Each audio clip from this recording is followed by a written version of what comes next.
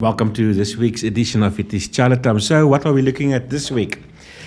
Poor performance procedures, misconduct procedures, the misconception around it too. Employees still believing that an employer should follow some kind of process, goodness knows what process, before you actually follow the process, whatever that means. We'll be talking about my CCMA case yesterday, a very interesting case, a white-collar worker. For those of you who don't know, white-collar worker are normally your VIPs or your high-level employees, your management, your specialists, and so on and so forth. And there's an element of an expectation of organizational culture or value when they approach the CCMA. Very interesting. We will get a touch base on that. So what I've been doing this last couple of weeks, interesting how my work in labor law goes through certain cycles. There are times where you deal a lot with retrenchments. I remember a few months ago, it was like silly season, just retrenching left, right, and center. But now this last couple of months, probably last 2 months, even this week, today, tomorrow, mediation, employees fighting with each other, employees and employers having disputes with one another, disagreements. I've cancelled I've had a meeting this week with a client, and he was fighting with his general manager for refusing to sign his contract, and then start blaming me. Why didn't I make him sign his contract? And why didn't I dismiss him because he doesn't want to sign his contract? So I'd explained to him the guy didn't commit any misconduct. The reality of the matter is the two parties are not agreeing on the T's and C's of that document. So the employer ended up looking at him and said, but listen, I thought we agreed. And he said, no. The general manager in his face told him, I don't agree. And you know what? He handed in his resignation right there and walked out. Drama. This business is about drama. When that cycle of mediation, resolving disputes between employers and employees in a context where the employer don't necessarily wants to dismiss an employee. So we're not talking warnings here. We're not talking disciplinary hearings and getting people dismissed. Mediation, a wonderful tool. I love mediation. Try to get parties to understand their own shortcomings and try to come to a solution where they actually come up with a solution and try to enter into some kind of commitment to see if we can't resolve the way we work together. You know, there's a saying that say that let's talk about the Springboks. I've heard this one coach, I don't know if it's Rassi, somewhere I read that you can have the best players in the country play for the Springboks, but if you can't get them to play together, you're not going to win matches, And it's the same thing with, I suppose, with any relationship, especially employment. People can't work together. There's a saying of a wise book that says that a kingdom divided against itself cannot stand. So I think that rings true. But anyway, so yesterday, I must talk to you about yesterday. I dealt with the CCMA case in Durban, It took about 40 minutes. It was only a conciliation. So it was very quick, actually. What's quite interesting is, I always ask myself, considering that we have rights, we have the right to go to the CCMA, is it always prudent for us to exercise those rights? In other words, must you go to the CCMA simply because you have the right to go there? Think about that for a moment. How often I've seen employees, I'm going to take my boss to the CCMA, I'm going to take my company or my employer, we're going to go to the CCMA, or the unions, viva, we're going to go to the CCMA, almost romanticizing this idea of going to the CCMA, you see. But when you get to the CCMA, you realize, I almost said shit.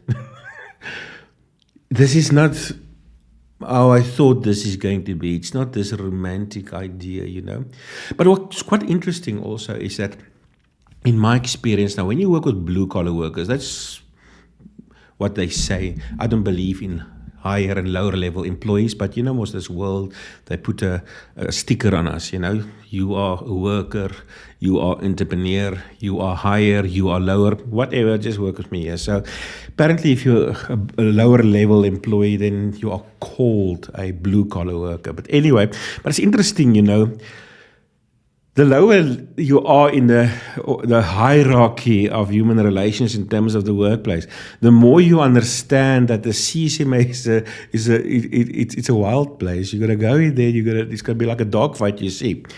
But interesting is the higher you are in the hierarchy when you become a white collar worker, Especially if you work for this company. This company can't give names, of course not. It's one of those global companies, fantastic company, organizational culture, beautiful. Values, and this is the thing. Now you work for the company for many years, 20 odd years, and you've been treated with respect and dignity, and it's always been so great. I mean, the employee's salary is 99,000 rand a month. That environment I'm talking about, it is just awesome. It is just great. Now it is time to go on retirement. The contract states when you're 62, the policy of the company is you'll go on retirement. On the intranet, there's a policy that actually explains it a little bit more, and it actually gives examples. On your birthday month, that is when you go on not maternity leave, when you go on retirement, you see.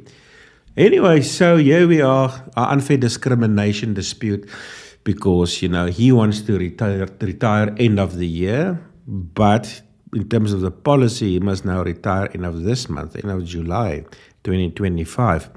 But what is interesting, is how you come there, and dispute resolution is different. The feeling, the look and feel, the circumstances, I suppose, is vastly different than what you experience in the business itself. In the business, you have always the shoulder of HR to cry on, and they always have like a napkin ready just to wipe off the snotty nose and so. But when it comes to arbitration, now they had to deal with Mr. Nell. It wasn't HR manager. And I always say this. Your company can have the best organizational culture in the world. They can be the most value-driven organization in the world. But when it comes to CCMA, there's no values. There's no organizational culture. So if you're an employee, you're romanticizing, I'm going to take my employer to the CCMA. By all means do so. But just know what to expect. Just know what you're going to walk yourself into. Yesterday, Mr. White-collar worker, I looked him straight into his eyes and said, Sunshine, here's your contract. It says 62. Here's the policy of the internet, which you admitted to that you have access to. It very clearly states on your birthday month. I had a report where I pulled out since all the people who went in retirement since 2001, 40 of them, every single one of them went on retirement in their birthday month. So I told him straight, you're retiring end of this month. There is no December for you. And if you want to spend R500,000 to go to the labor court to fight a losing case, enjoy yourself. Oh, now what did he say? I'm threatening him and I am arrogant. Suddenly it is not this organizational culture anymore, this value, this napkin with this HR manager wiping off the snotty nose. So it was just interesting. It's just interesting how you go to CCMA and people expect to go there, and suddenly, you're going to be met with this soft employer, value-driven, is going to try to negotiate with you and see if we can arrange a settlement, you see. To the contrary, often to the contrary, you walk in there, you're going to be met with someone who's going to look you in the eyes and tell you to stop your nonsense, you see. Anyway, that was yesterday. It's just interesting. It was just interesting to see the shock in the face. Like, I didn't expect this. I expect another HR session. It didn't work. Anyway, so a bit more of this. The procedures. Performance. What is performance? What's a PIP? This word that goes around PIP. Misconduct. What is it? It's interesting. And why are we talking about this? It's just still because of the misconception out there that for some reason, some people believe that before you enter into a process that could lead to your dismissal in terms of either the LRA or the Code of Good Practice, that there should be some kind of other process. It's interesting how often I recently start getting to deal with this. We are in a disciplinary inquiry and the employees are objecting that there was no pre-inquiry before this inquiry. And I'm like, I'm smoking, like, what the hell do you mean? And then it comes out that, some employees, they are of the view that before you follow a Schedule 8 subsection 4 disciplinary process for misconduct, that you need to follow some kind of other inquiry or investigation first. And interesting also for performance. Yes, this company, I'm just going to touch base on this quickly. Interesting. This letter, this employee was put in a PIP. They call it a performance improvement plan. So what happens here is some employees, they don't always perform, or they don't perform in terms of the requirement as provided for in terms of their key performance indicators, their KPIs. Then employers will typically, or some employers will put you in a PIP process. The idea really is to see if we can, or the employer can try to improve your performance. But it's interesting, this employee was sent this letter, so I'm not going to go through the whole letter, but just touch base on some key principles. So this employee had not been performing for a while. Apparently, they sent him a letter just to say, listen, we're going to start a formal PIP process. The idea behind the PIP process really, it's just for you to come up to standard. It's typically like a non-threatening process. But anyway, the response, immediately taking out his guns and start shooting at the company.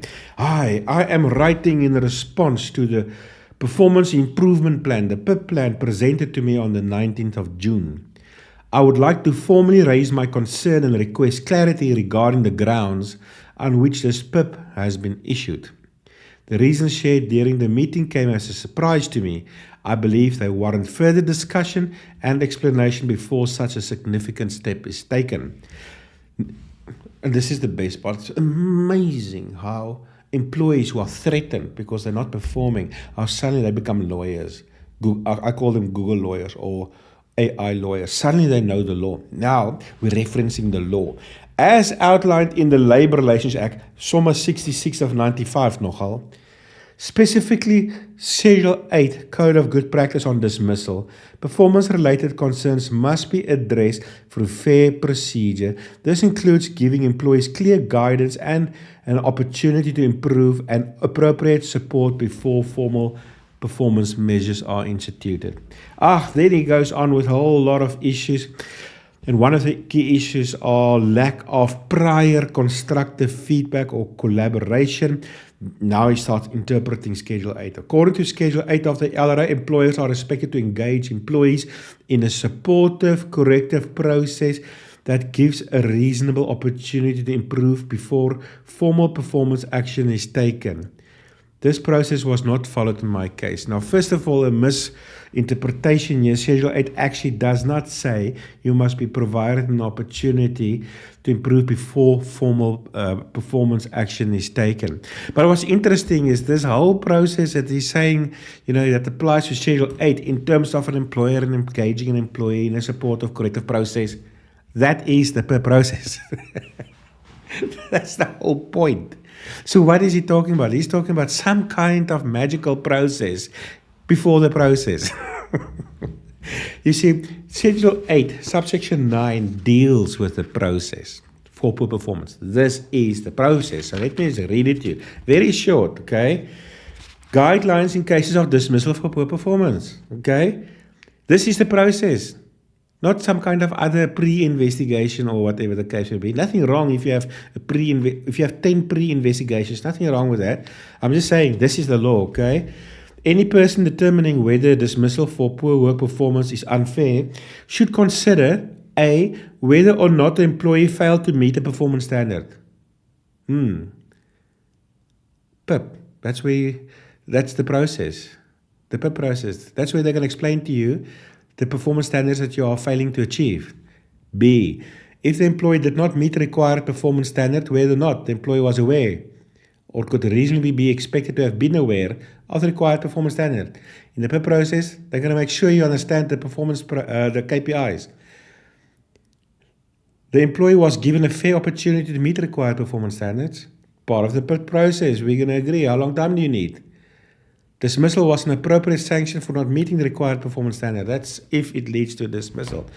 I don't believe these processes are engineered in such a way to necessarily drive a dismissal. The idea of this process is to correct your performance. It's interesting how we come out guns blazing. He continues, sure. Concerns of constructive dismissal. He already got resignation in his mind. The abrupt and subjective way this PIP has been introduced raises a concern regarding constructive dismissal as defined under Section 186, subsection 1E. A beautiful lawyer, Suddenly. Of the Labour Relations Act 66 of 95, which states dismissal means that an employee terminated a contract of employment with or without notice because the employer made continued employment intolerable for the employee. It's interesting how a discussion about your performance suddenly makes the employment relationship intolerable. It's just amazing. It's interesting. I had a similar case. I did a hearing at the company last week, and very similar. This employee was grossly disrespectful towards his manager. And that was sort of common cause, you know. He banged his fist on her desk and shouted at her. You know, she didn't actually do anything wrong whatsoever. It was just completely unacceptable. And the company had an interview with him, and eventually he received a final written warning for his misconduct. But then he appealed it, and I was called to chair this appeal inquiry, if you want to call it that way, to deal with whether the final written warning issued to him was fair or not. And you know what his defense was? There was not a Schedule 8.4 process before they issued him the warning. And you know what's interesting is one of those Google lawyers again, he actually read Schedule 8. Let me go here. He actually read the heading. You know, as a chairperson, you know, sometimes you want to laugh, but you can't, most. No, you can't really laugh, but inside you, you're like, he read, Mr. Chairperson, the employer should have followed the following process. Let me read. Schedule 8, Code of Good Practice, dismissal. Eventually I assisted him. I said, listen, Google lawyer, did you read the word? You actually correctly read the heading. It says dismissal. Were you dismissed? No. So this process applies when they want to dismiss you. There's no Schedule 8.4 if they want to give you a warning. This is a dismissal procedure. So they fire you, they must have this hearing here, which we have today. So my job here as a chairperson, Sunshine, is to determine whether I'm going to dismiss you or not. So you receive a final written warning, you objected it, they've cancelled it, subject to this appeal. So I'm going to consider whether I shouldn't dismiss you or not. You know, this LRA and Code of Good Practice must not provide a procedure on how to give a warning.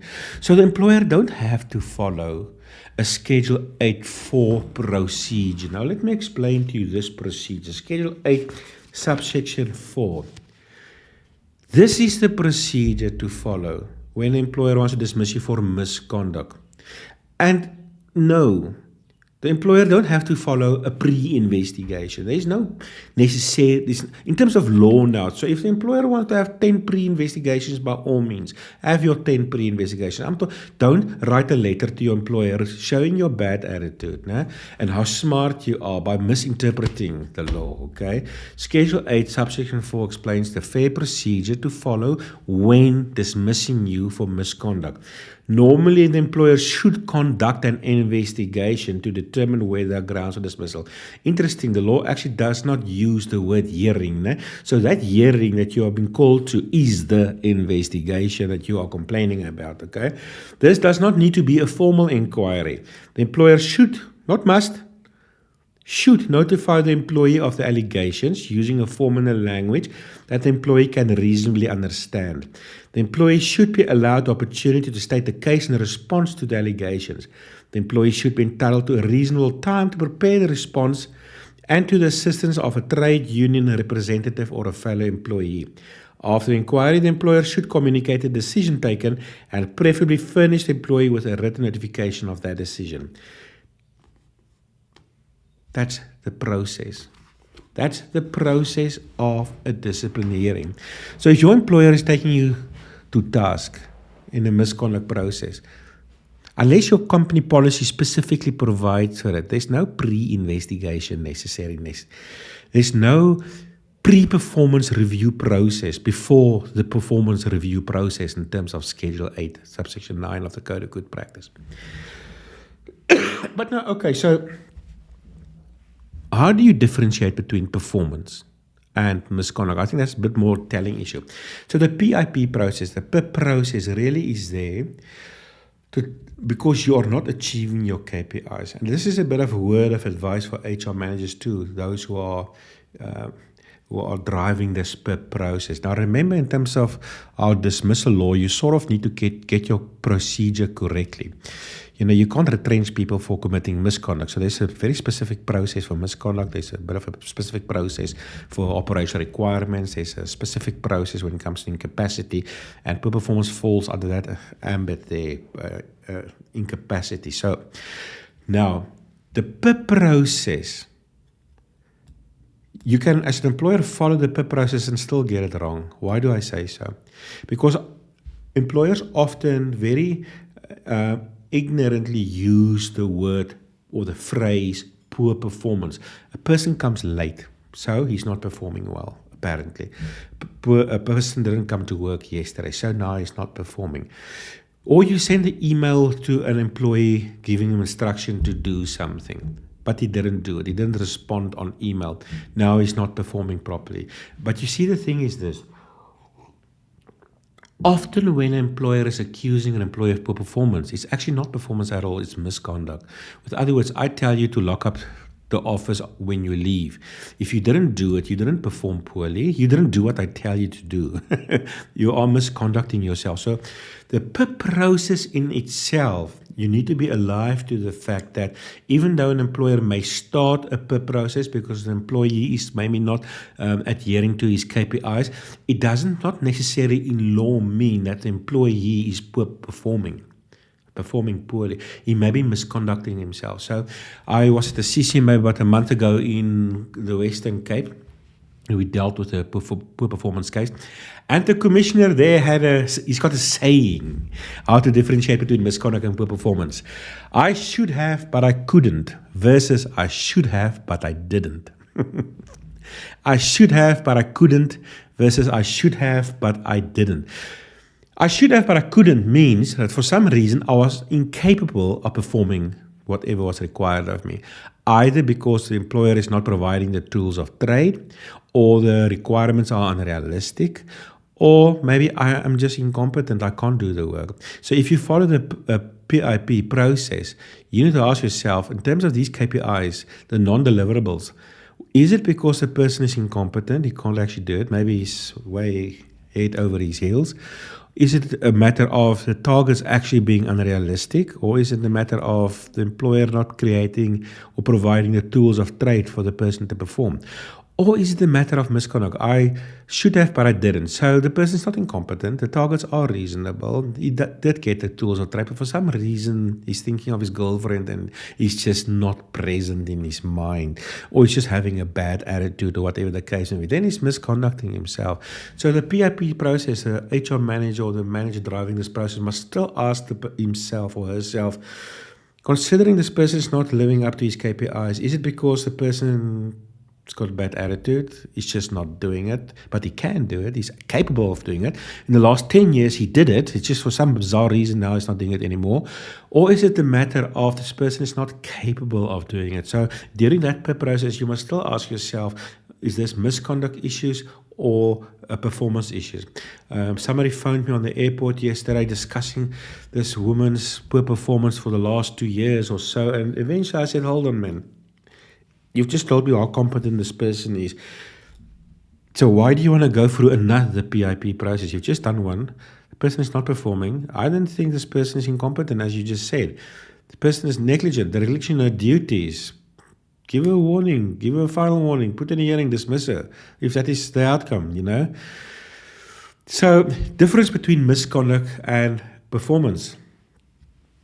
So, at the end of the day, the whole process or the purpose of the performance process or the improvement plan is not necessarily to dismiss a person.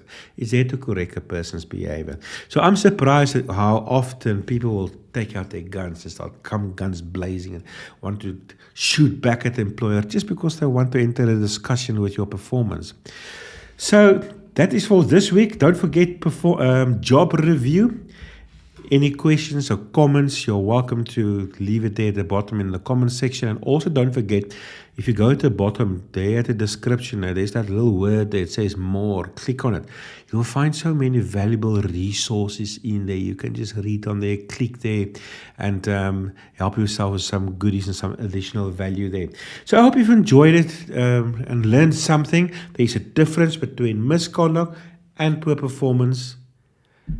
And if your employer is calling you to a hearing or to a PIP process, in terms of don't try to be smart and misquote the law. It's actually quite embarrassing because you don't understand the law. This sunshine here is completely misquoting and misrepresenting the law. The other Rambo who read the heading and he's actually misplaced the procedure here. He got it completely wrong, but now, we're an AI lawyer. Just by the way, before we go, I saw on News 24 this morning, there's even more lawyers, real lawyers, in trouble now because when they do their labor court cases, they are more and more depending on ChatGPT and AI to find case laws for them. And then they start referring to case laws in actual litigation, which doesn't exist. They're getting in trouble. So if you're an employee, you are subject to a hearing, you think ChatGPT is going to help you, get a real lawyer. See you next week. Good morning, Harmony people. Let's have a look at some of the vacancies posted nationwide on our Harmony People's Network this week. A well-established law firm based in Fourways is looking to appoint a candidate attorney to join their team. 5 Services in Richards Bay is currently seeking a business improvement officer on a 24-month contract. Chaile Facilities Management based in Roodeport has an opening for a debtors controller, and Wits Health Consortium is looking for a head information technology. For the full information of the mentioned positions, how to apply, as well as more available positions, find the vacancy link in the description. You will also find a link to a useful video on how to compose a winning CV and have a successful interview. Tune in again next week for more Harmony vacancies.